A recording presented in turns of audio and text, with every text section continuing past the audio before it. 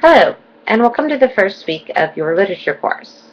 First and foremost, I want to say welcome, and I hope that you've had the opportunity to explore all the various materials in the classroom. This is the first book we'll be using. It is the Volume C of the 8th edition. You will also be using Volume E, and you'll also be using Volume D in this course. Some of the readings you will be able to access online, although the pagination will be slightly off.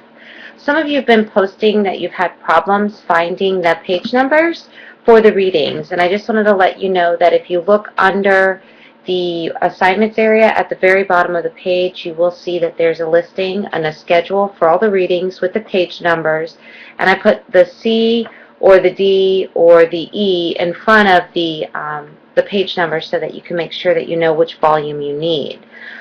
This week's readings, the first week's readings, are going to be related to not just getting you comfortable with the readings that we're doing in this class, but also focusing on a couple of the foundational pieces of literature for American Lit. So you'll want to make sure that, like I said, you have Volume C, and then you can take a look and you can see the page numbers that are available to you. There's also 2 podcasts for you to look at. One is a video podcast, and the other is an audio podcast. Both of them are located under Week 1 in the assignments area. You'll be reading Bierce's Chickamauga, which is a story about the Civil War from a very interesting perspective. Joel Chandler Harris's The Wonderful Tar Baby Story, and how Mr. Rabbit was too sharp for Mr. Fox. Both of these are stories that you probably are familiar with, but I do want you to really take a look at them from the perspective of realism. We'll also be taking a look at Howells, Henry James, and novel writing, and Edith Wharton's Roman Fever. In addition, we'll be reading Hart's The Luck of the Roaring Camp, Mark Twain's The Notorious Jumping Frog of Calaveras County, and Kate Chopin's The Storm. These are both local color and realism in nature. As I mentioned, you'll want to make sure that you read the stories from the book. You'll want to review the podcast and also the audio recording about reading, and you'll then want to go in and do your posting. This week is a little bit different because we do have our introduction posting, which is the Philosophy of Student posting, which is underneath the discussion board under Ask Your Instructor.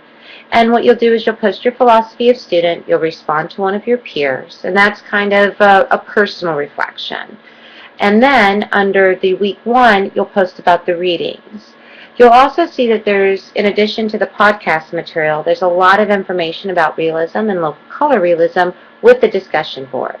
I urge you to use those ideas and concepts as frames for your responses to these stories.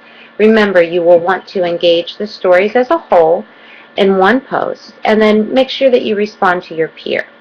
A best practice is to make sure that you post your original posting by Wednesday of the week, and then your response to your peer by Sunday.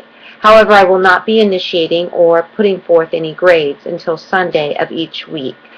So you will have plenty of time to make sure that you post both your initial posting and your response. If you do have any questions or comments or concerns about the class or the readings or anything else, please feel free to contact me. I will also be available for office hours, and you can also use the instant messaging feature through Troy University. If you have any questions, like I said, please feel free to reach out to me. Thanks, and have a great day.